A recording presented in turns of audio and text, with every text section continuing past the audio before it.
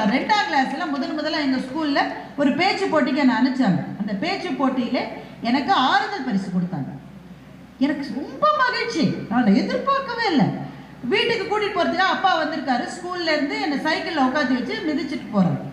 போற வழியில எனக்கு எங்க அப்பா எப்ப கேட்க போறாரு என்ன பிரைஸ் கேட்கவே இல்லை. எங்க அப்பா வீட்டு வாசலுக்கு வந்து நினைச்சேன், அப்பா எனக்கு அப்பனா ஆறுதல் பரிசுன்றது ஆறுதலுக்காக கொடுக்குறாங்கன்னு என்ற அறிவு எனக்கு இல்லை. பெரிய கப்பு ஒரு சோப்பு டப்பா, அதுல ஒரு மேல ஒரு வெள்ளத்தாளை ஒட்டி கே பாரதி போட்டு கொடுத்துருக்காங்க. அப்பா எனக்கு ஆறுதல் பரிசு வாங்குறது முக்கியம் இல்லை, போட்டியில சேர்றது தான் முக்கியம்னு எங்க அப்பா சொன்னாங்க.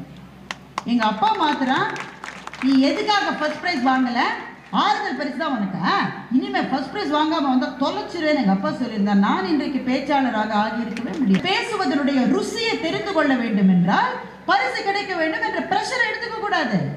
10 பிள்ளைகள் பேசுற 10 பேருடைய பேச்சிலும் எது சிறப்பான விஷயம் என்பதை நான் தெரிந்து கொள்வதற்கான ஒரு வாய்ப்பாக பேச்சு போட்டிகளை நான் சொல்லுகிறேன். வெற்றி பெற்றவன் பரிதாபத்துக்குரியவன், ஏனென்றால் அவன் கற்பதற்கு எதுவுமே இல்லை.